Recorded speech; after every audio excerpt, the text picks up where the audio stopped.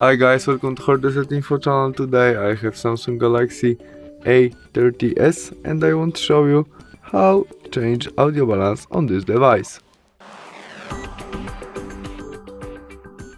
To do that, swipe over the screen and go to the settings, where we look for our accessibility option, and there we tap on our hearing. There by the switch, when we adapt our sounds, we must make a test, but I don't have